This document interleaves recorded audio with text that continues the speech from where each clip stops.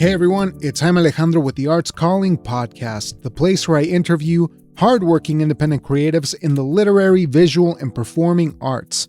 We have a great conversation, but just one quick reminder for you.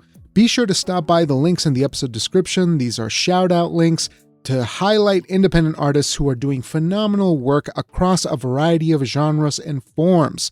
You would be doing me a great favor if you stop by the shout-out links as well as artscalling.com for the latest links all across the Arts Calling Network. We have our Coalitionist newsletter that's just ramping up. We have Coalition Works Lit Journal, as well as the podcast episodes. So there's a lot of fun stuff, and I hope you join us for the ride. Now, on to the show. Today, I'm delighted to be welcoming back to the podcast musician, producer, Mo Milan. And let me tell you about our guest.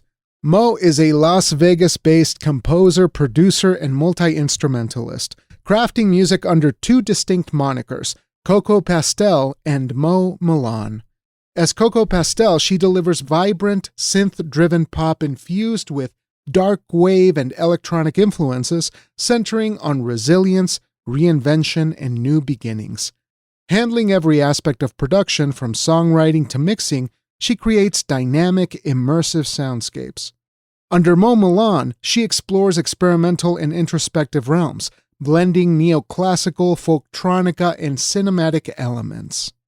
A classically trained violinist and skilled multi-instrumentalist, she pairs music with self-directed visuals, amplifying emotional depth. Previously a member of Rain A, Atomic Heart Band, Echo Stains, and Angel Groove, Milan is now preparing her debut dual mini-album, 2 EPs showcasing the energetic pulse of Cocoa Pastel and the cinematic introspection of Mo Milan. One quick note, if you like, go ahead and click on the links in the episode description so you can listen to Mo's music. It's tremendous, immersive work, and I think it'll provide a bit of context for the conversation. It's really, really fun. We dive deep into the alter egos of Mo's creative work, as well as the nuances of producing your own work, finding your identity within all of that, and of course, celebrating the upcoming release of these mini albums. And now, without further delay, let's give Mo a call.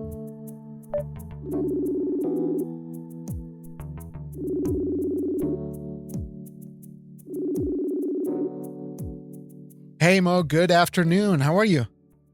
Hey, I'm doing good. How are you?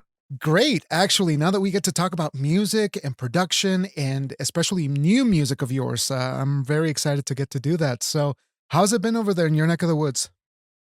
Well, over here in Las Vegas, it has been weather-wise really nice, chilly right before it gets hot. I don't know where you are. Where are you? I'm in the state of Wyoming, so I'm in the middle of the prairie where it alternates between insanely cold and windy. That's literally the two things that we have here. Wyoming is not where I thought you would be right now. Yeah, so that's cool. I hope to sound very cosmopolitan so nobody can tell where I'm from. Hey, cosmopolitan or not, the Plains sounds like a very beautiful, inspiring place to be. This is perfect. Yeah. Well, I hope that it helps the conversation go well. But if we may begin to talk about your new work, because you've been putting out some singles lately, and maybe it's up to you. Maybe I'll leave it to you. We can begin with the origin story, or we can begin with the latest song. So this release the main focus is March 28th. Okay. I'm releasing actually not one, but 2 mini albums or EPs, whatever you want to call them, at the same time. And it's actually going to be like a audio-visual experience that I'm having in person. It's an event on March 28th that you can come and visit. So that's kind of the culmination of all of this. So we could maybe talk about what in the world that is, before we talk about the origin, I guess. Let's begin then with this incredible project that you have lined up, because I'm overwhelmed by how amazing it's going to be just from hearing about it, but I'd like you to give us a bit of the introduction to it so that we can have a better idea of how this thing began and what it is that you're hoping to share with people. Absolutely. So the event is going to be called Lover Girl, right? And it's spelled lover and it's got 2 slashes girl. And it's basically what started all of this is because I'm a music composer, producer, multi-instrumentalist, one woman band kind of thing. That's my whole vibe. And I've always viewed myself as basically 2 artists, 2 musical artists that I could never. I've been trying for over a decade. I've been trying to reconcile them, but they just don't. They're like oil and water. So, yeah, when I was, I've gotten to a point now where I can make all of my music from start to finish, like myself. And I was in my hard drive and I was like, I have 2 distinct sounds. And so I was like, why not? It's been a long time coming because we've been talking to each other about doing this podcast for like, honestly, I think it's been a couple years. It might have been a year at least. Yes. Right. Yeah. So I was like, you know what? Why are we wasting time? Let's just release whatever we can release. So it turned out to be 2 EPs or mini albums, and it's going to be four songs each. And the event it's going to be an immersive experience because on top of all that, I'm also doing the visuals for it too. So basically you're going to come through if you go to the event and we're all just going to like listen and experience this art. So that's incredible. It sounds like a deeply immersive, thank you. but personal experience. So let's kind of unpack this because obviously you have the musical aspect of this project that you've been working toward, but also on the visual front. How would you describe this aesthetic that you're looking to capture with the visual that will complement the sounds that you have been working on? Absolutely. So I am primarily a music composer, but I've always had visuals married to them in my mind, in my imagination. And this was basically my time to this is just like a fully self-expressive event. And I know it's going to connect with somebody kind of situation. So it's a bunch of, I don't like to call myself a filmmaker because it's but because I know what that means, like that's a big moniker and I'm not ready to take that on yet. But I have like a cinema camera and I'm basically shooting everything, creating stories. It's more of a vibe, I would say, rather than a narrative for the visual front. Yeah. It's a vibe. And I love that. And so if we could talk about some of the songs, because I think they might give us some clues as to what the aesthetic also is, but maybe what the pillars of the project are, because I know that when I'm working on something, or perhaps somebody that I've talked to who is an artist, they find little anchors that they can hold on to in the midst of the chaos that is creativity. And then you start using those as a North Star, as a direction for the whole rest of the thing. So maybe we could talk about 1 or 2 of the songs in these EPs that gave you a sense of certainty to where you were going and how it was going to end up eventually. Like, what were those songs? And maybe what was the moment like when you found that, oh man, this is where we need to go? I love that question. Okay. So, well, I don't think I've talked about it yet, but the 2 artists that I claim to be are first Cocoa Pastel. So she is like one woman band, synth pop, electronic, lighter vibe, a typical band type feel. And then on the other hand, you have me, just self-titled Mo Milan. And that's where I go for more of like a darker, abstract, cinematic vibe. So we have light and dark. It's a duality. And well, I wouldn't necessarily say dark, but it is kind of a little bit more emotional, sort of pensive kind of state, right? From some of the cinematic stuff that I've seen, or heard actually. Sorry, I didn't mean to cut you off, but it's beautiful work, and I strongly urge people to go and listen to Cocoa Pastel. There's a couple of great singles out there, as well as the Mo Milan website. I've been listening to them this weekend, and it's amazing stuff because it is like split personalities. And I think Thank that you. these opposing energies, though, and I'm sorry, I'm totally derailing the conversation, but we need to No, get you're back to not. these No. songs. There's such tension there. I want to ask you how you reconcile that, but let's go to the songs first because I knew that we were getting somewhere there. Yeah. Yeah. So for Cocoa Pastel, there's actually going to be a music video release that's happening during the Lover Girl event. It's a worldwide release, and my music video for this song called Remind Me was actually shot and directed by a group of very talented people in Las Vegas.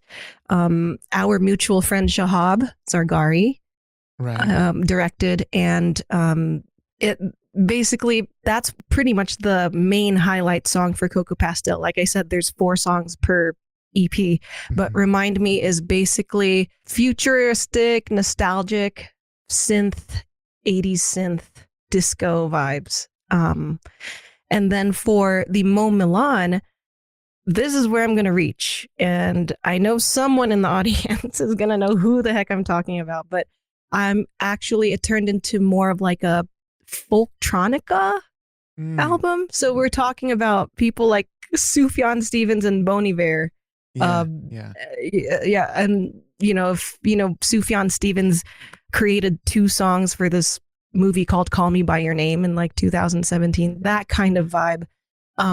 That's what that Mo Milan EP turned into. And a couple of those songs I use guitars, acoustic guitars, because I am a multi-instrumentalist. I play pretty much everything except anything that requires the lungs. Like I didn't get that far, like brass, all that stuff. Anything that requires the finger movements, I got you. Because I started off with violin as a classically trained violinist. So that's where I use those like acoustic chops is in the Mo Milan thing. Right. So, and that's a beautiful way to look at sort of the evolution of something, because if you began as somebody who plays the violin, which is I think it's one of the most human of instruments.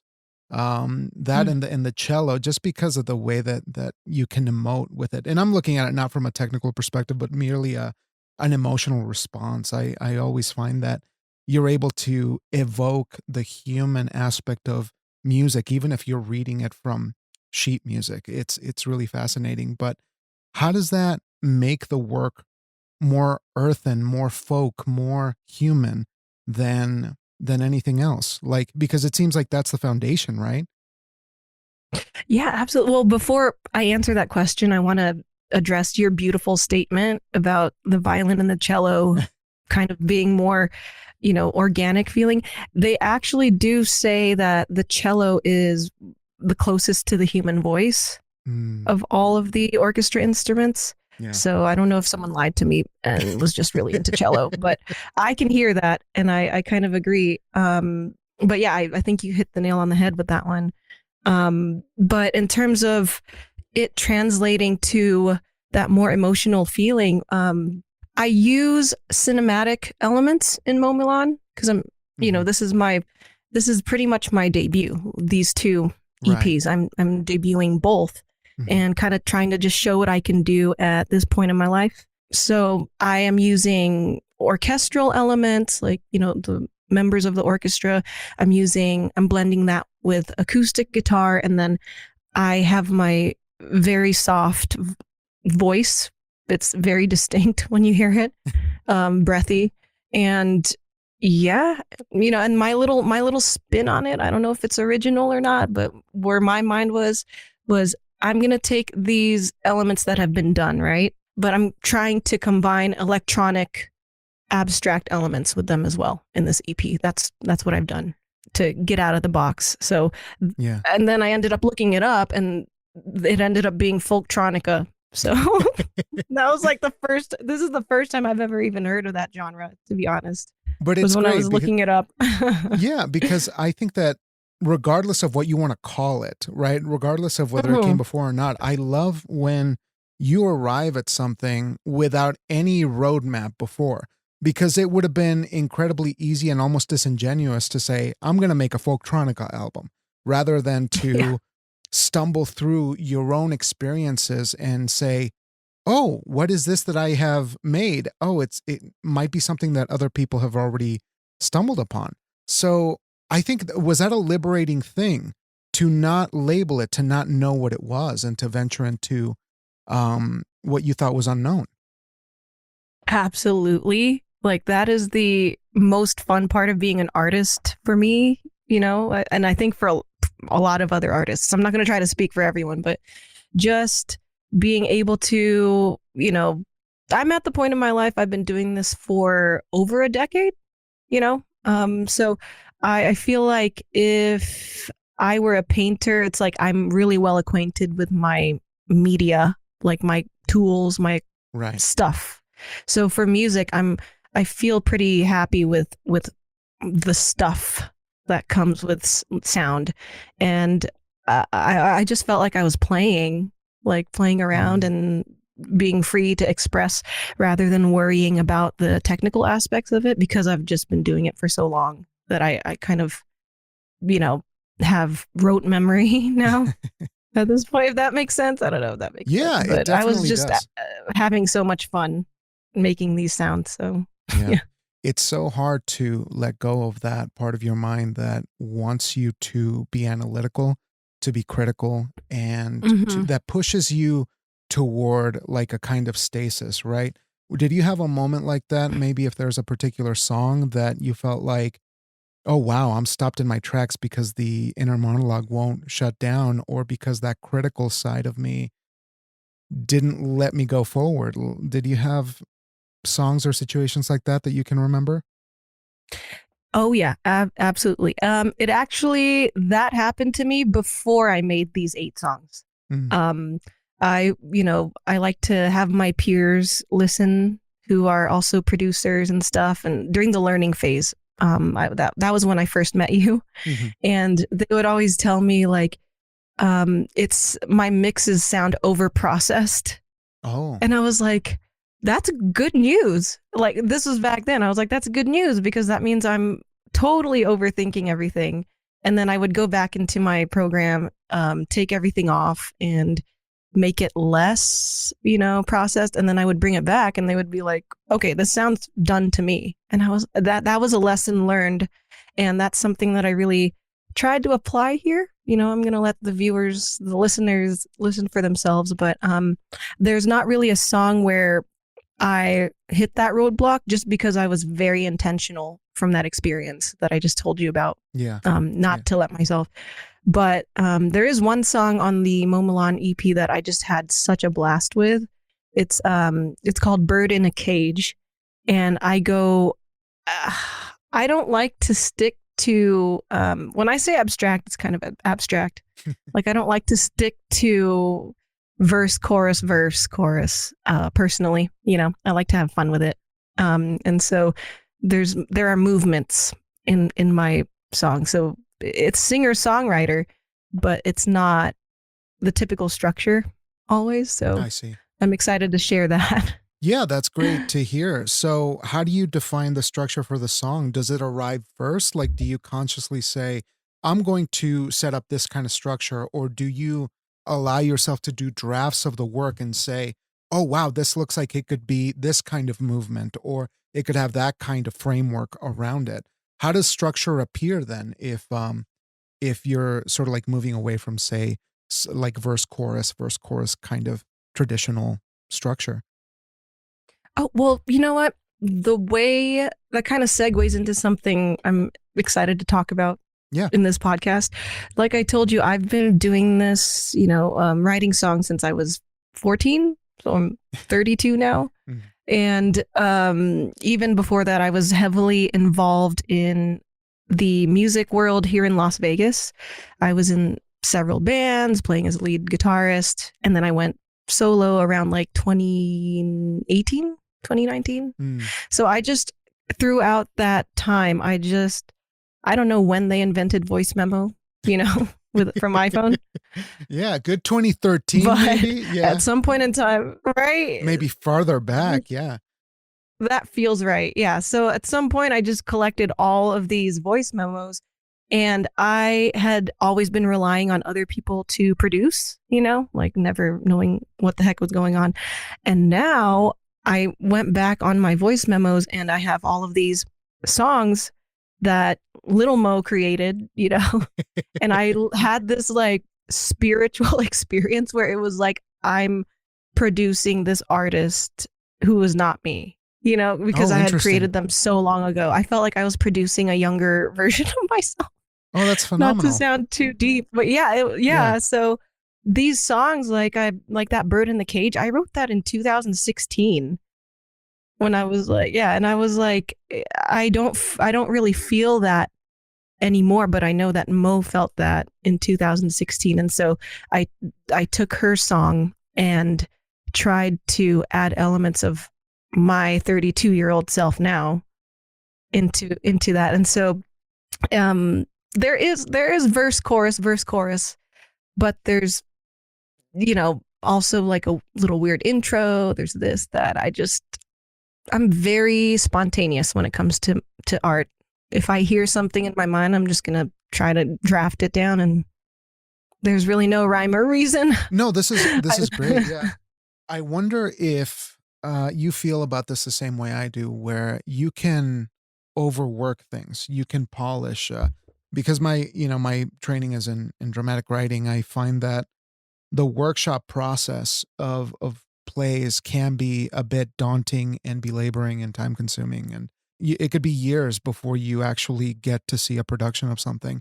And I'm curious Mm. if you can fall into that same trap as a writer of songs, and you sort of keep sculpting something, and then you have to keep sculpting it away. Like, how do you how do you find Yeah. a way to stop, and just admire it for what it is? Because it seems like you've found a good way to do that now, and to just appreciate it for what the original intent was. Yeah. So, um, sorry to any of my friends who are listening. I'm going to talk about zodiacs again. I am like everyone is so sick and tired of me talking. Anyway, so I'm a Scorpio, and I resonate with what you said so deeply. Like perfectionism is the main for me. It's the roadblock for me. Like that's why it's taken so long. And what broke me out of it recently was that this quote, finished is better than striving for perfection. That was totally a horrible quote of that. It's paraphrased, but you know what I'm saying. Exactly. Um, Yeah. so that's where I'm at. Like every time, even right now, I'm for now to save money and time. I'm also mixing and mastering, even though that's not really what I want to do in the future. But I just keep chucking on because I think that to myself every time I want to go back and tweak and tweak and tweak. I'm like, okay, according to past history, you've been told that you have a tendency to over process your work. So that's like a little clue. And then also you have other people telling you like it's better to be finished, and it is a triumph to release it into the world rather than just keep blocking yourself chasing this perfection that may or may not even happen. It could actually be. I remember listening to this interview with John Lennon from the Beatles, and he literally said that if he could go back in time, he would record every Beatles record again. And I'm like, and I listen, and I'm like, as a producer, I'm like, I see what he could have been nitpicking, but I'm like, come on, it's the Beatles. Like, Right. come on. Like, so I was like, you know what? I'll get better the more I create, the more I release. But one thing is for sure, I need to get it out there. Otherwise, I'll never know. So Exactly. that's what keeps me going. And it's so exciting because now you're at that point where the first one comes out, or the first big project comes out, and it's almost like the floodgates open, and you're able to see, oh wow, that's a mountain that can be climbed and sort of like surmounted. But you said something really interesting here that I'm curious about on a technical level. I find that, whether it's something as simple as like doing demos here at home or even editing this podcast, I find that I have crutches. I have technical little things that I kind of use as shortcuts. And I'm curious, like, what things you sort of use as like a production shortcut that became like a crutch, and you're like, no, I can't do that. I need to stop like just putting band-aid solutions onto, say, mixing or recording. Like, did you have sort of like those kinds of situations as you were working on the production of these songs? A band aid. Honestly, I can't really think of like a rinse and repeat thing that was blocking me. I think I'm the opposite. I'm an overthinker. And so what actually happened to me is the opposite, is I've streamlined my work, which is why I'm able to come out with it faster, because I found more shortcuts, more hotkeys, more things to rely on. Yeah. So, but I guess, let me open it up then a little bit more to the preset idea, because I know it's a big deal in music where anywhere you go online, there's a huge business of selling you the mastering kit or the presets for whatever favorite piece of software. Like, what are your thoughts on that then? And what does that do to the creative process of post-production, even like the mastering and that sort of thing? Ooh, I get to put my 2 cents about this into the world. Cool. All right. Well, this is the moment where any musicians listening are going to be like either with me or not with me. So, I tend to lean toward the camp of, I know sampling is I'm in between. I know sampling has made careers, and oh my gosh, I am such a free spirit. Like, I'm such a yes woman. Like, if you made it with samples and it's, as long as you mangle it, that's what I think. I think it's great. Like, if you warp it or cut it or, make it your own, then it is your own. Just because someone, it's nice though. Sampling is nice because that means you had a stellar recording engineer go through the trouble of like the acoustics and capturing that sound for you, and all you have to do is like, chop it up. But Kanye West, I don't know if that's controversial, but I mean, he's known for making a career off of like sampling and all that stuff. But at the same time, like I said, I'm in the middle because I do create and record my stuff from scratch. Like, I have 2 different synthesizers that I saved up for and am broke for, that I love. They're my children. And I really built up my studio from scratch, and I record all of my stuff myself. Like, I use acoustic guitars, electric guitars, bass, everything that you hear, multi-instrumentalist. I pretty much do it from scratch. And then my little secret sauce, which is not going to be a surprise to any musician, is I will use samples just for like a little zhuzh, like a little transition or something, and then I'll make it my own by creatively using plugins. So, I don't take samples and then just lay them on my track without doing something to it first, because I see. Where's the fun in that? Yeah. And I guess it's a really good rule of thumb, given that there's a lot of people out there who are using the same plugins, the same type of thing, that you do have to mangle it. And I love this, the brutality of that expression, right? Like, you just have to tear it apart and transform it, because it's the only way that you're going to be able to put your stamp on it. If you are working with that kind of library that is already proliferated and everyone's having a piece of it, Oh, the only exception I would say is I do use string libraries, but that's just because, Yeah. I mean, it's still you. Right. And I don't know, maybe that's weird, because I kind of feel the same way too about string libraries being the exception, because they just soar. And who would mangle that? That's like, it needs to stay as beautiful as it is, I think. Yep. And you actually have, a rise of these modern times. You have people who are using solely string and orchestra libraries. It's not just string. You have like the whole orchestra, winds, brass, percussion libraries. But some people are so good at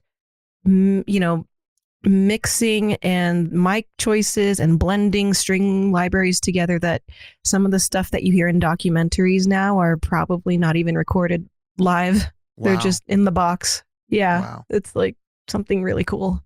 That's in our generation. So yeah, because at that point it becomes a completely different skill than playing in an orchestra. Like, do you know people who still play in orchestras? It just seems like a dying art form, sadly. And I don't know if that's a good thing or a bad thing.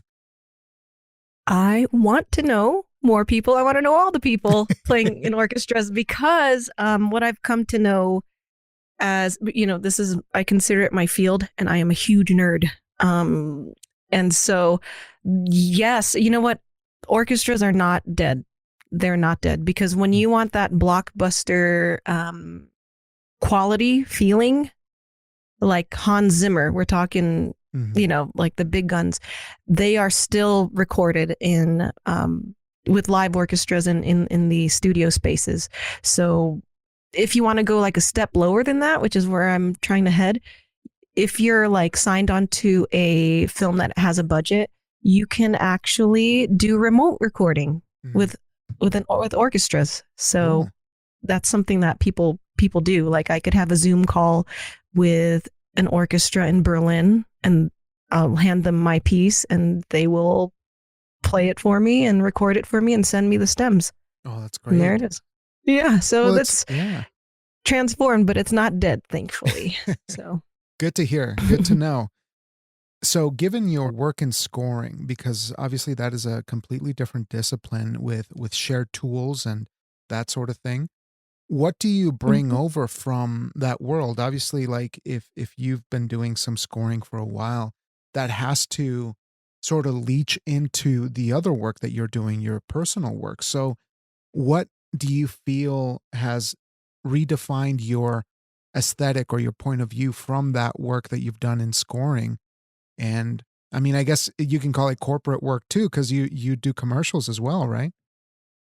That's true. Yeah. The job of a composer, screen film composer, is to bring the vision of the director to life. So I could have my opinions all day long, but it doesn't really matter because you want to make your director happy. That's first and foremost my mindset when I'm scoring is I want to make my director happy, get their emotional beat out there.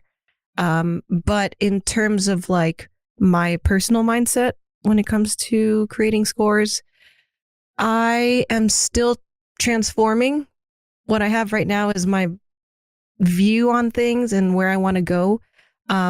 You have old Hollywood, there's like a historical timeline of music in film. And you have the greats like John Williams and, Howard Shore. And then it just all transforms into people like Hans Zimmer, who started adding like electronic elements to everything. And I think, don't quote me on this, someone correct me, but I think he might have invented the Brahm, like BRAAM. It's like this huge brass bam. Like you can just hear it in I think like The Dark Knight or Inception. So I think he was just like, it needs this big brass boom bram, and they call it a Brahm now in the industry.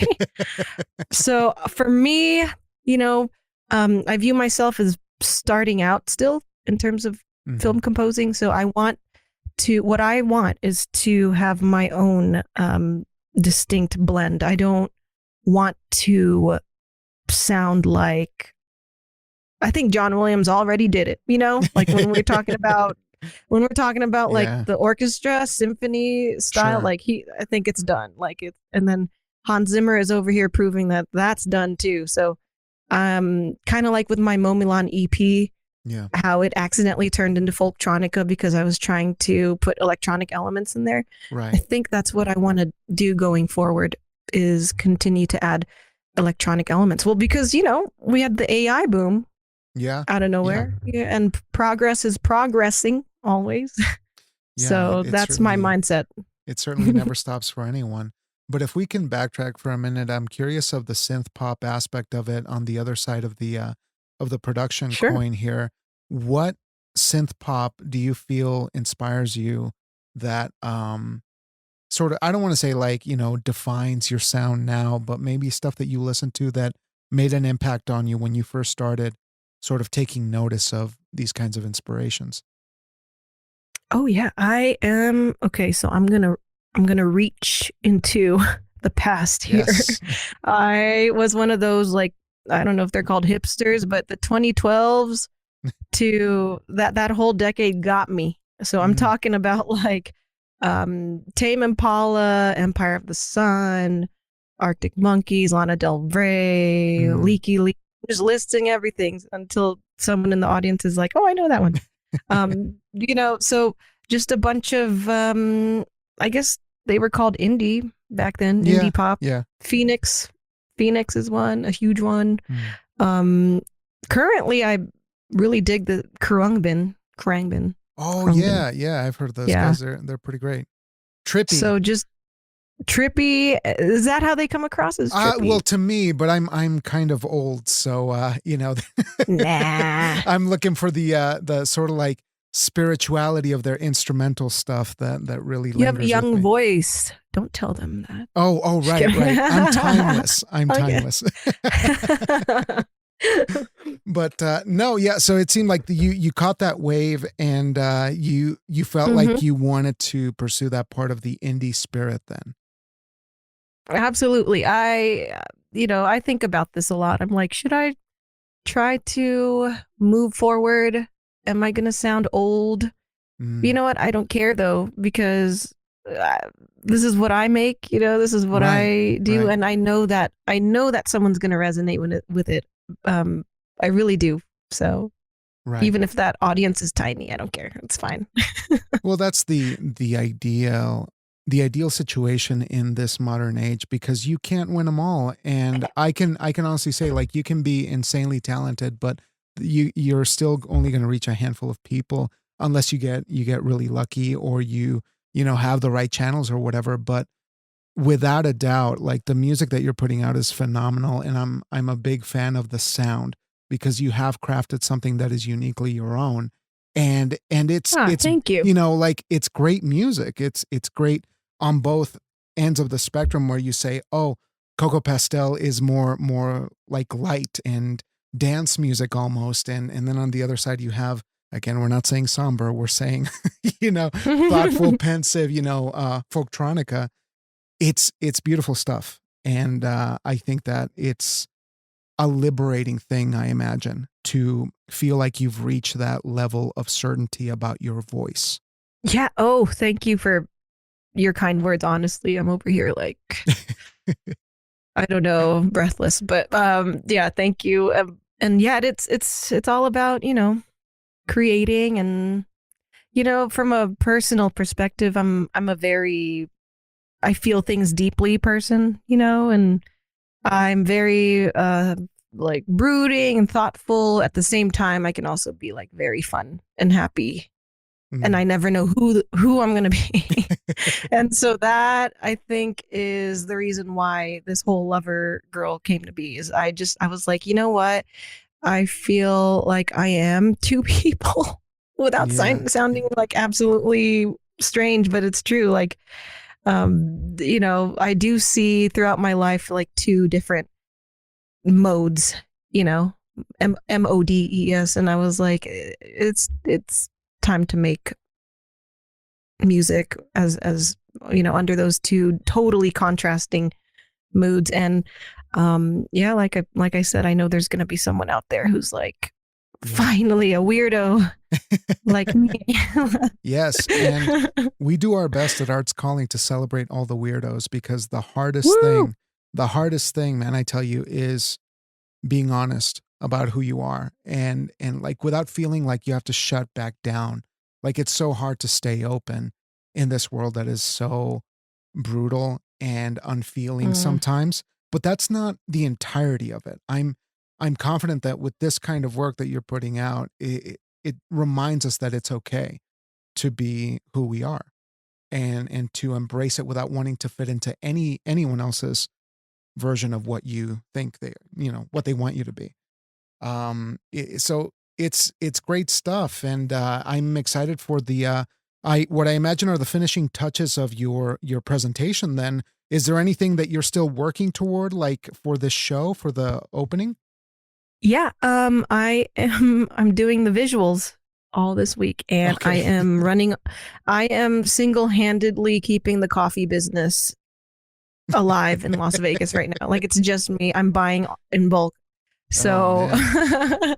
but yeah, I'm doing that. And yeah, just to kind of go back on what you said, that is my main point. Like that would be my dream. My Hmm. ideal situation is for people to um go into feelings, like, so we're Yeah. gonna Yeah. go to, let's say you come to spacecraft, that's the venue where I'm holding the event on Hmm. March 28th, and you show up. It's gonna be about a 30-minute runtime, and we're just gonna not listen, you're gonna view and immersively listen to the two EPs. And what I want is for someone to feel understood or feel free to feel, because I do feel like you know there's a right place and a right time to experience emotions, and I feel like art is one of those places where you can reach things that you normally wouldn't want to Hmm. unpack anywhere else, like with your homies at a restaurant, Right. or something. And so I think, yeah, I go into, because when you meet me, people are like, you are not brooding at all. Like you're just, I'm like, I am the most broody, and it made me think. I was like, how many people do I meet? Like how different are we from what we present? Like Yeah. what's going on deeper, and that's what I want to go into. Even the Cocoa Pastel is happier, but I do have one song called Unloved. Oh my God, Mm. it sounds so intense. And it's like, it sounds so intense, but yeah, I was just driving home one day from hanging out with my friends, and it was one of those songs where it popped in my head, and Yeah. that doesn't always happen. And it is a little bit more serious, even though it's Cocoa Pastel. And Right. yeah. And So, it's a great thing to consider because as you mentioned that, I'm reminded of the great David Lynch, one of my inspirations, mm, who passed recently, and he said something like, "Your life doesn't have to be awful and brooding for you to make dark things." Darkness mm-hmm, is not like a state of being, like you have to be miserable in order to make your art. In fact, it's the exact opposite. You need to be well, you need to love yourself and take care of yourself in order to expose the things that destroy communities and destroy people. That's the darkness that we're interested, because like we go deeper, right? And mm-hmm. I know that about your writing and your music, because you don't want to be superficial about it. When you go, you find the dark brooding stuff, because it's what Yep. happens, when you decide to commit to that kind of investigation creatively. Absolutely. Yeah, no, I know that quote that you're talking about. Right? Yeah. It hit me too, because we do have to be, well, it's I think he said all you really need to do is be able to understand the darkness, Yes. right? You don't Yep. have to be deep in it. And I feel that because I'm not in my 20s anymore. I've entered my 30s, and I feel like I'm able to, that makes sense to me now, what he said. Like I'm able to see things for what they are better than in the past, and I can apply that to my music. But at the same time, I have more technical ability that I've accumulated too. And the Hmm. technical part, you have to be well. Like your mind has to be healthy. Like I I sleep a lot. I like to sleep when I can. I haven't been sleeping since this release thing, but yeah. Right. And honestly, like making art in your 30s is the best. Like I'll just throw that out there. It's really the best time because you do understand yourself better. Everything just makes more sense internally and externally. But I got one more question here for you to be mindful of your time. This has been amazing. And again, I want people to go listen to your music because it's a wonderful experience. But this question here, I've been asking folks as of late because I'm curious of how regular people who make art sustain themselves and nurture their entire self. Because we can talk about art this and art that, but everyone's got to pay the bills, everyone's got to do this other stuff, and that can be exhausting and draining and soul crushing to the point where you can't even make art anymore. So what are you doing now to holistically, not just as an artist, like what kind of things do you do now to nourish yourself, not just as an artist, but as a human being, so that you can continue to make this kind of beautiful, amazing, and radiant art that you're making? Right. Okay. So, in true bearing your soul artist form, my secret sauce, I'm just kidding, is that I've hit kind of like a low point in my life. No, I'm just kidding. No, that's so true. You have to, earn money. So I have a daytime job, of course. I am equal parts like scientist and musician. So I am working as a remote graduate research assistant at UT Austin. And I'm working remotely from Las Vegas with them in UT Austin. And recently I took a risk and I moved back in with my parents at 32. That's where I'm at. And I'm helping them out, making them happy. At the same time, it really alleviates my bills. And I know that I am extremely fortunate to be able to do that. Yeah. So if there's anyone who's like, how is she able to do that? It's one of those things, like, don't feel bad, if you view me as having a leg up, then yeah. But at the same time, it's not completely a leg up because it is kind of, the expectations on us. It also takes a toll on me too. So I admit where I'm lucky and blessed, but at the same time, I feel that there's a lot riding on my work, because it does get to be a lot to balance. Because I'm also getting a master's. I'm just trying to figure out. Yeah. So, and for some strange reason, they made like a big project due on Friday, and I'm freaking out. But yeah, it's okay. I'm just not even thinking anymore. I'm not even strategizing. I'm just doing. I'm like, this needs to be finished. I'm gonna finish this. So that's it. Yeah. Well, I want to thank you so much for sharing that, and I'm going to tell you something too that I hope resonates with you and people who are listening, because this isn't an uncommon story. And I'm grateful that you're sharing it. So when I was your age, I'm a little bit older than you, but when I was your age, I had to do the same thing, but I moved in with my in-laws because we needed to save some money, and we had just had our son, my wife, and I.